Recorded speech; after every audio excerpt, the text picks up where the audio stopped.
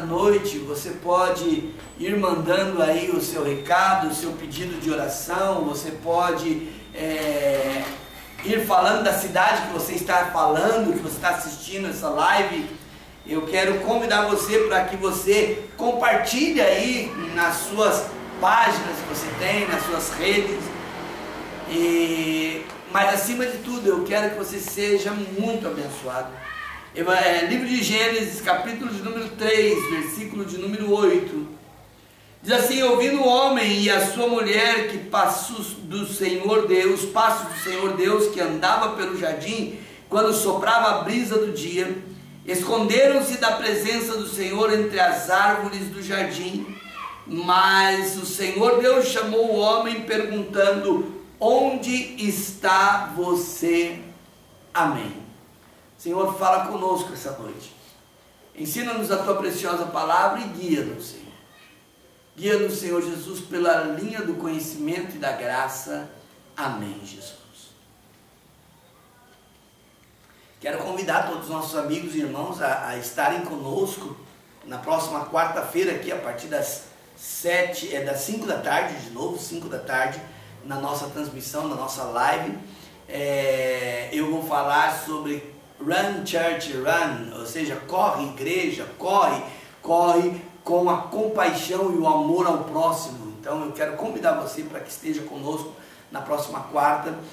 Sexta-feira nós tivemos um culto abençoado no Pilarzinho, quinta-feira nós tivemos culto na Pastor Inês e tem sido de grande bênção. Eu quero convidar vocês para que estejam atentos aí, e no próximo domingo, se não tiver mudado nada com respeito à pandemia e o lockdown, nós vamos estar aqui no próximo domingo, aí sim com a igreja toda, a partir das 10 horas da manhã, para um grande culto de louvor a Deus. Enquanto eu vou aqui me preparando para pregar, você pode dar o seu nome, você pode falar a cidade que você está falando, você pode compartilhar esse vídeo, você pode fazer o seu pedido de oração, e nós vamos seguir aqui clamando ao Senhor Jesus. Amém? Queridos irmãos, desde o começo de todas as coisas, desde do princípio, Deus sempre quis ter comunhão com o seu povo. Eu acho que eu vou me levantar um pouquinho, se você me permite. Deus sempre quis ter comunhão com o seu povo. E ao ter comunhão com o povo, Ele sempre buscou um lugar para poder se apresentar, para poder comungar com o povo. Agora sim, estou mais à vontade. Pentecostal é assim mesmo, irmão. Pentecostal não gosta de ficar falando muito sentado, muito amarrado. E ele sempre quis ter um lugar para ter a comunhão com o povo. Isso foi desde a Gênesis capítulo 3, que nós vimos aqui, e no paralelo de João capítulo 4, que nós vimos aonde devo adorar a Deus, e o Senhor falou: deve adorar em espírito e em verdade. Bom, nesse princípio de adoração e de louvor a Deus, algumas coisas precisam ficar claro para mim e ficar claro para você. Primeira coisa que precisa ficar claro é que Deus habita no meio dos louvores. Ou seja, Deus sai da sua glória e Ele habita aonde estiver 2 ou 3 reunidos em um nome do Senhor. Estar reunido em um nome do Senhor quer dizer que você não pode achar que você é crente dentro da sua casa. Você é no mínimo um desviado ou um desigrejado. Então você não pode ter isso na sua mente. Porque para que Deus habite e Deus esteja, precisa no mínimo 2 ou 3 estar reunidos. Essa foi a regra que Deus colocou. Bom, o primeiro lugar aonde Deus habitou a sua presença para falar com o homem foi no Éden. O paraíso, um lugar magnífico. Deus descia na viração do dia, de tempos em tempos Deus descia ali e conversava com Adão e conversava com Eva, e ele sentia prazer em estar com o homem, ele sentia graça em estar com o homem. E é interessante nós pensarmos, queridos irmãos, que o nosso culto a Deus, ele deve mover Deus do seu lugar e deve fazer com que Ele venha até nós. Por isso nós invocamos o nome do Senhor e falamos: Senhor, vem e habita em nossas vidas. Essa é a primeira marca que nós precisamos ter. A segunda marca é que ninguém pode se esconder de Deus. Jonas pensou em se esconder de Deus e entra dentro do barco e ele foge para Tarsis e lá o peixe pega ele e leva ele de volta para Nínive. Talvez você tenha estado numa condição de tentar se esconder de Deus, mas ninguém pode se esconder de Deus. Deus ama você, Deus precisa de você, Deus conta com você. Você não pode se esconder de Deus. Quando naquele lugar de adoração o Senhor se apronta para receber a adoração de Adão e de Eva, quando essas coisas acontecem, então Adão e Eva, que haviam cometido pecado, eles se afastam da presença de Deus, e ao se afastar da presença de Deus, o Senhor chega naquele lugar de adoração e procura: Adão, onde estás? Eva, onde está? E já não encontra o homem, já não encontra a mulher. Oh, querido irmão, querida irmã, Deus hoje está procurando por você da mesma forma para receber o seu louvor e a sua adoração. Aonde está você? Será que você tem vivido como Davi em algum momento ao escrever o Salmos 42, quando ele fala assim: a minha alma anela pelo Deus vivo, porque dele tenho sede e fome. Eu me lembro quando eu ia na casa do Senhor e o adorava, mas agora minha alma está abatida. Será que é assim que você está? Deus está te procurando hoje.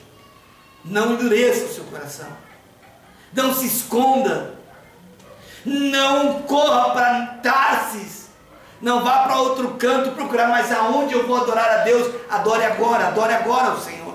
Busque agora a face do Senhor. Venha para a igreja, venha buscar a face do Senhor, e Deus vai operar na sua vida. Qual foi o resultado desse primeiro templo de adoração, o Éden? O resultado foi que o homem profanou esse lugar.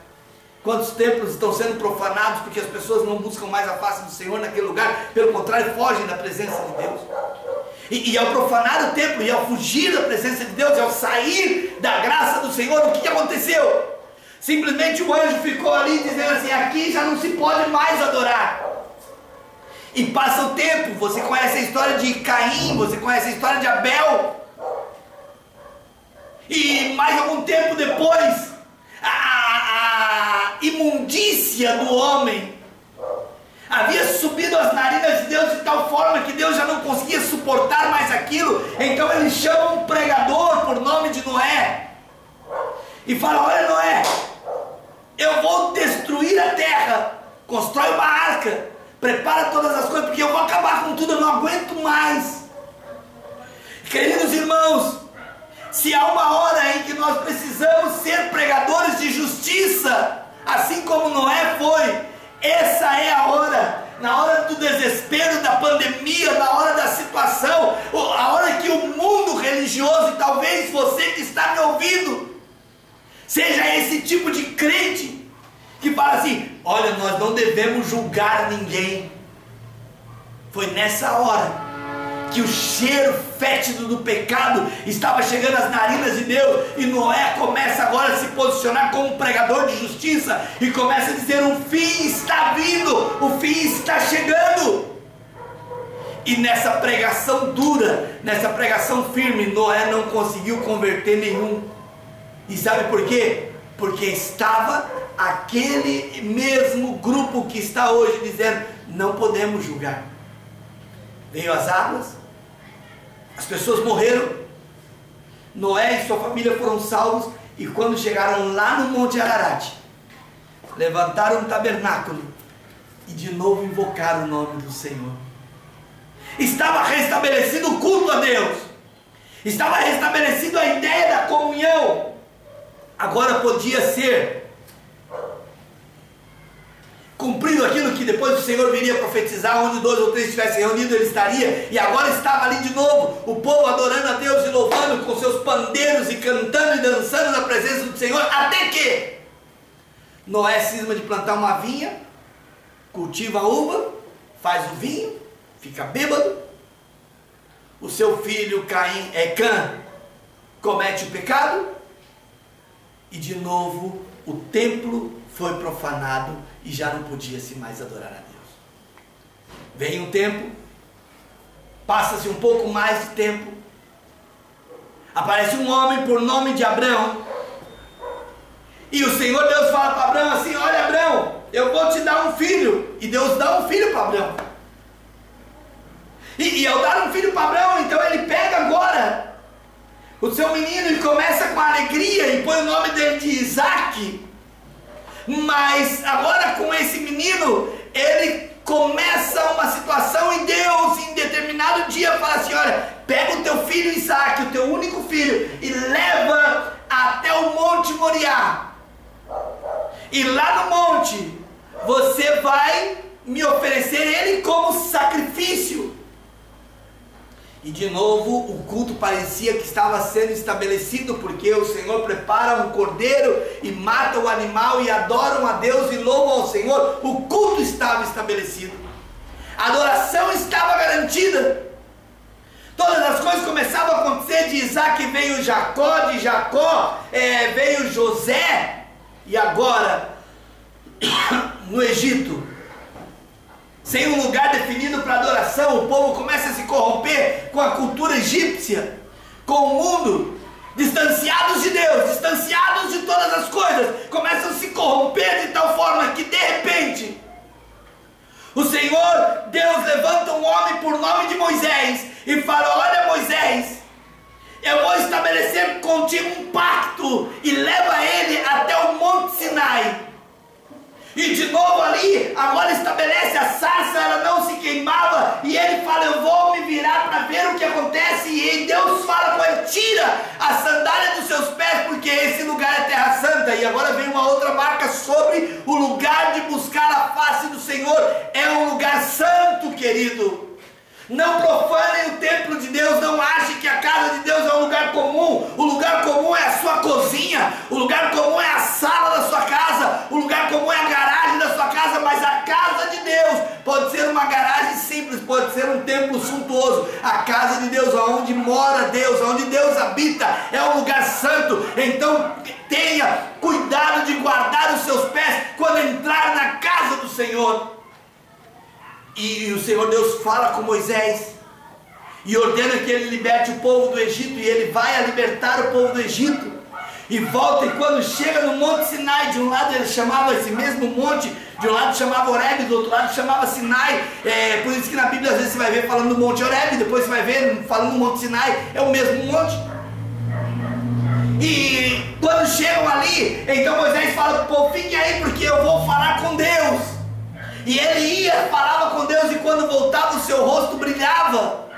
A glória de Deus era imensa. Queridos, na casa de Deus, a glória de Deus tem que se manifestar. Na casa de Deus, a glória de Deus tem que estar presente na minha e na sua vida.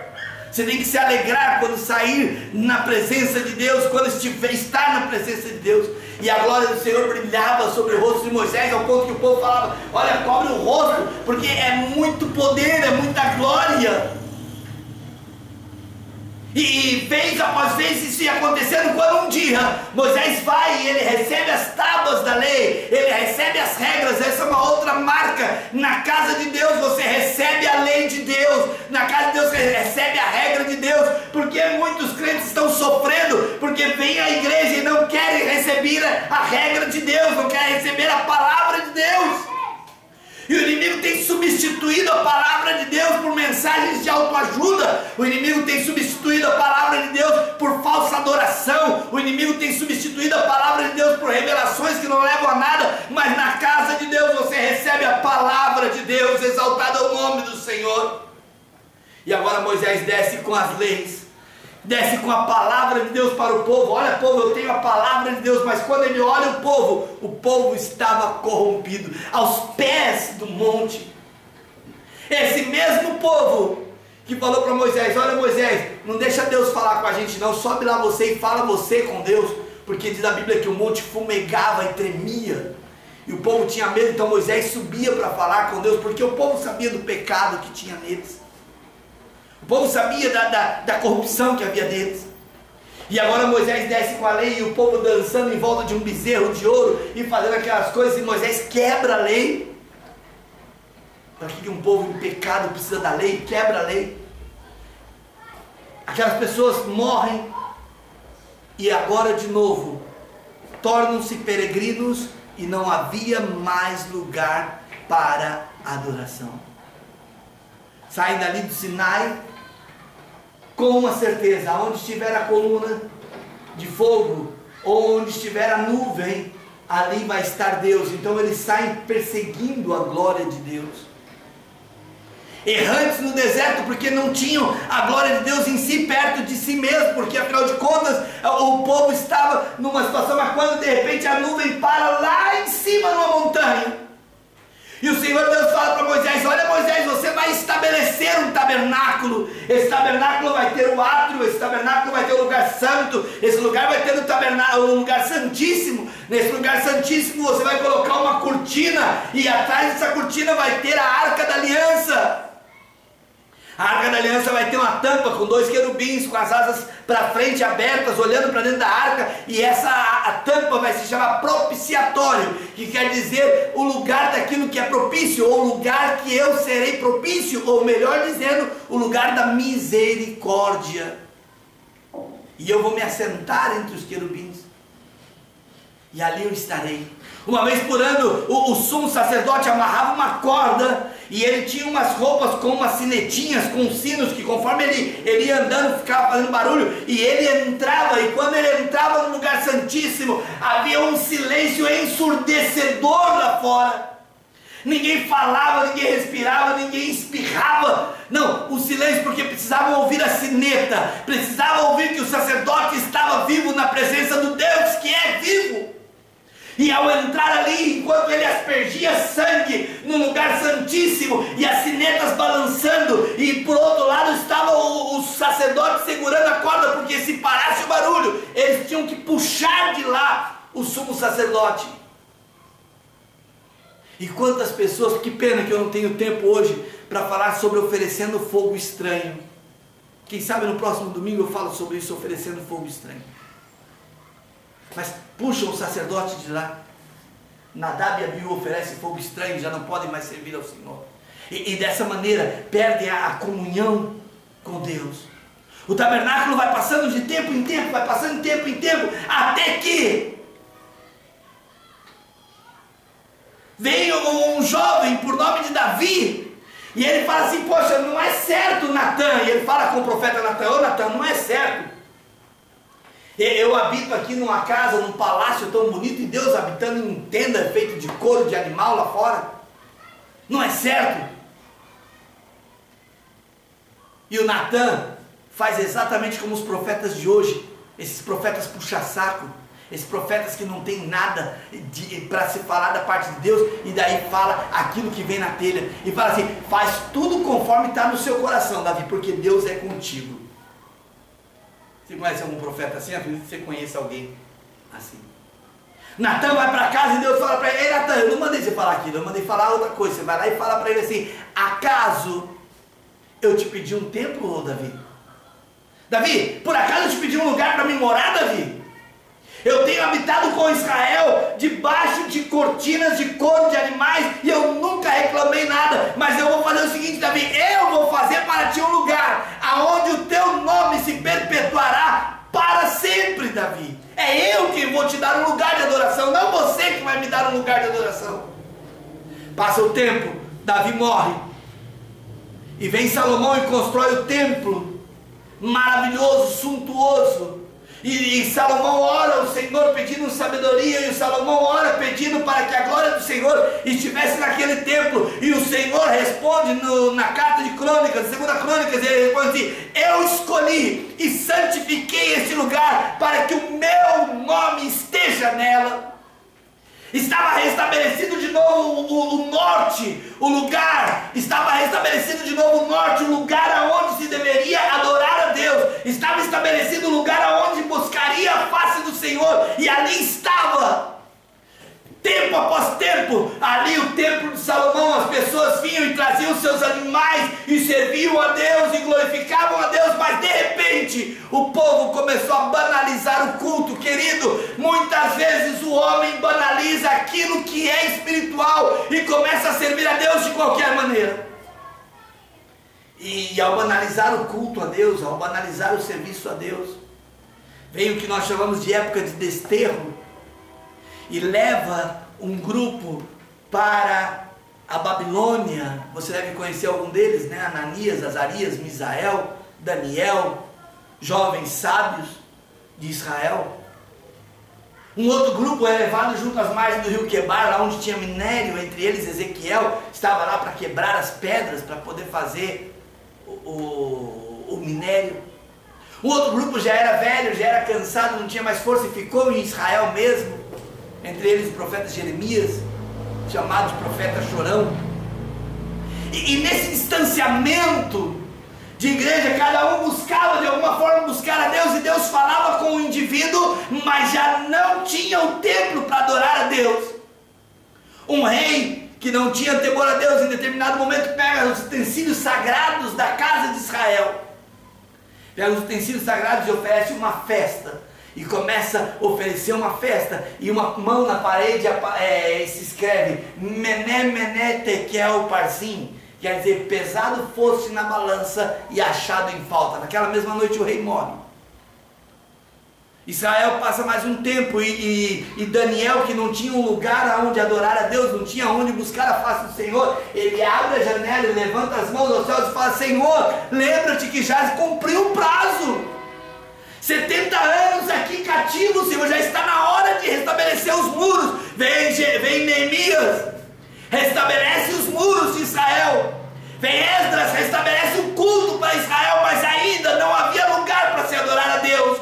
Zorobabel levanta um templo, e Israel olha aquele templo e ele era muito feio, ele era muito simples, e vem a profecia no livro de Ageu falando para Zorobabel não se preocupar com isso, quando vem a profecia dizendo assim: olha, a glória da segunda casa será maior do que a primeira.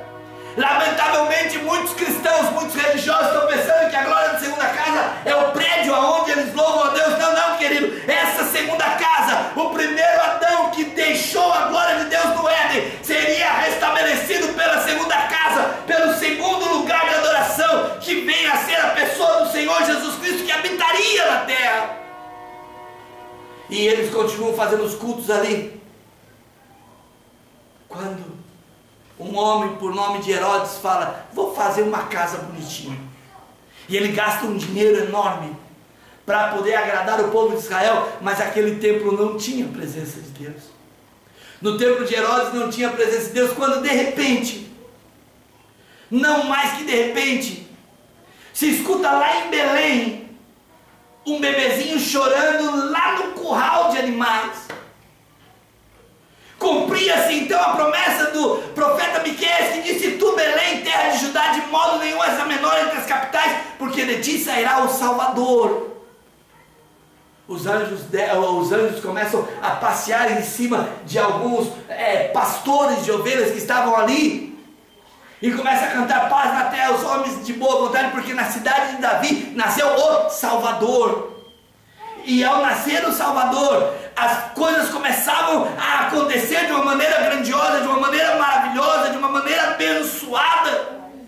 E ao descer a glória do Senhor, o menino começa a crescer, e logo se torna um homem, e alguém apresenta o templo de Salomão com muita alegria, e fala: olha o templo que construíram para nós, desculpa, o templo de Herodes, olha o templo que construíram para nós, olha que maravilha esse templo.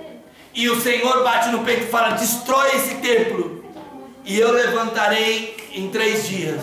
Destrói esse templo, e eu levantarei em 3 dias. E quando isso acontece, as pessoas ficam atônitas, porque não conseguem compreender o que está acontecendo. As pessoas ficam preocupadas, porque não conseguem saber o que está havendo. E lá no Calvário, em um determinado momento, em uma hora de crise, quando a natureza se escurece, o sol escurece, quando a terra treme, quando o véu do templo é rasgado, cumpre-se a palavra de que a glória da segunda casa estaria sendo estabelecida muito maior do que a primeira. A promessa que Deus fez através do profeta Natan a Davi, de que ele estabeleceria o nome para sempre, estava cumprida. Passa o tempo, E o povo começa a andar de um lado para o outro, e de repente, na ressurreição de Cristo, ele fala assim: olha, todo o poder me é dado nos céus e na terra. E logo ele fala assim: e eis aqui, estarei convosco todos os dias até a consumação do século. O último lugar de habitação. O último lugar onde o homem poderia estar perfeitamente completo era entre ele mesmo e Deus, permitindo que Deus habitasse nele, permitindo que Deus vivesse no coração do homem, permitindo que ele falasse: Senhor, enche o meu coração, vive, Senhor, em minha vida, entra, Senhor, em minha vida. Nesse sentido, passa-se alguns dias mais, estavam 120 reunidos no mesmo lugar. Estar reunidos no mesmo lugar, isso implica em ser igreja. Estar 120 reunidos no mesmo lugar demonstra claramente o que é ser igreja. A igreja, para invocar o nome do Senhor, não pode titubear em dois pensamentos. A igreja, para ser igreja, ela não pode estar pensando em várias coisas ao mesmo tempo no culto, mas tem que estar todos reunidos num só lugar, num só pensamento, num só ideal, numa só fé. E quando de repente veio um som de um vento veemente, impetuoso, e encheu a casa, e as pessoas que estavam de fora viram como línguas repartidas de fogo sobre a cabeça de cada um dos 120, e todos foram cheios do Espírito Santo, cumprindo a promessa do Senhor. E a resposta para a mulher samaritana é: Senhor, aonde devemos adorar? Aqui ou acolá? E o Senhor fala: virá um tempo, e o tempo é agora, em que os verdadeiros adoradores adorarão ao Pai em espírito e em verdade. Algumas lições nós podemos tirar sobre isso. Primeiro, que Deus é santo e Ele exige que você tenha respeito com a casa de Deus. Outra coisa que você precisa levar em consideração é que você não pode cultuar sozinho. Você não pode fazer o seu culto sozinho a Deus. Você pode até adorar a Deus dirigindo o seu carro em algum momento, você pode até na sua casa, não tem culto, você pode até cantar um hino, mas você precisa estar em comunhão. O Salmo 133 precisa gritar hoje nos seus ouvidos: ó, quão bom e quão suave é quando os irmãos convivem em união. É como óleo precioso que desce sobre a cabeça, que desce sobre a barba, que passa sobre a gola, as vestes de Arão. É como o orvalho de Hermon, que desce sobre os montes, porque dali da onde? Da comunhão, do estar agrupado, do estar juntos, é dessa comunhão que o Senhor ordena a bênção da vida para sempre. A promessa do Senhor para aquele que está em comunhão é que nenhum mal te sucederá, praga alguma chegará à tua tenda. Querido, não permita que o diabo destrua a sua casa. Venha congregar, venha servir ao Senhor. Se tem alguma coisa que está te incomodando, se tem alguma coisa que está te tirando a paz, se você não está congregado em lugar nenhum, se você não está adorando a Deus, venha, eu te convido, venha buscar a face do Senhor. Senta num canto e adora o Senhor e louva a Deus, porque onde estiver 2 ou 3 reunidos, aí está o Senhor. Mas desde o Éden até agora, nesse exato momento, Deus procura um adorador. Deus procura você e Ele te chama. Vamos falar com Deus? Senhor, obrigado por essa preciosa mensagem. Que eu possa ser um lugar de adoração, Senhor, mas que meus irmãos possam se unir a mim, Senhor, para que juntos nós possamos fazer o melhor para Ti. Derrama a Tua graça, que essa palavra ache guarida em cada coração e que o Senhor fale melhor com cada um, Senhor Jesus, é o que nós te pedimos. Amém e amém. Querido irmão e irmã, estamos chegando ao fim da nossa live. E eu quero agradecer a Deus por sua vida, eu quero agradecer a Deus por você ter nos acompanhado, e eu quero convidar você para que você compartilhe aí com as pessoas. Nosso irmão Anselmo Santos, ele está pedindo oração, e nós vamos orar já, irmão Anselmo, por revestimento espiritual, e Deus vai operar na sua vida, tá bom? Se você ainda quer pedir oração, ainda pode pedir, daqui a pouquinho eu vou estar orando por você. Nosso irmão Luiz Deves, ô meu querido, Deus te abençoe, te amo em Cristo Jesus, lá de São Bernardo do Campo, Deus abençoe. Meu irmão Wallace, meu filho Avner, Deus te abençoe, meu filho, o pai está com saudade. Nosso irmão Reginaldo, o irmão Henrique Souza, é o filho da pastora Margarida, né? Deus te abençoe, meu querido, fica com Deus. Meu filho Joshua também está aí assistindo, a Eliane Santos, a Marina Suzana é a minha nora, viu, irmãos? Ela é a coisa mais linda do mundo, amém? O irmão Carlos José Fula, é isso mesmo? Deus abençoe aos nossos irmãos ricamente. Se você tem um pedido de oração, eu quero orar por você agora. Eu quero pedir para que Deus abençoe a sua vida, mas em especial, eu quero que nós clamemos a Deus para que Deus nos dê condições de o mais breve possível nós possamos estar juntos e abraçar um ao outro e comungar na presença de Deus. Abraça o seu irmão, se você puder aí, a sua família, e abençoa ele. No dia a dia, no seu trabalho, mantenha um certo distanciamento e guarde-se para que o Senhor Jesus Cristo possa te encontrar. Guarde-se não escondido como Adão e como Eva. Guarde-se não escondido de forma que o Senhor não encontre você por causa do pecado e por causa do erro, mas guarde-se para que nenhum mal chegue à tua tenda.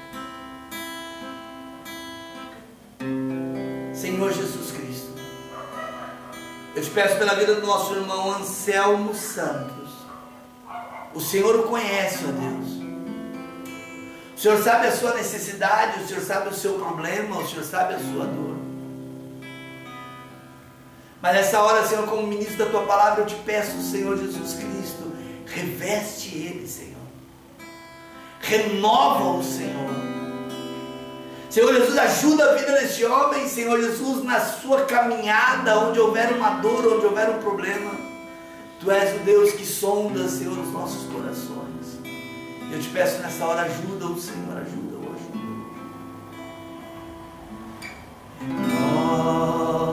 Nova-me, Senhor Jesus,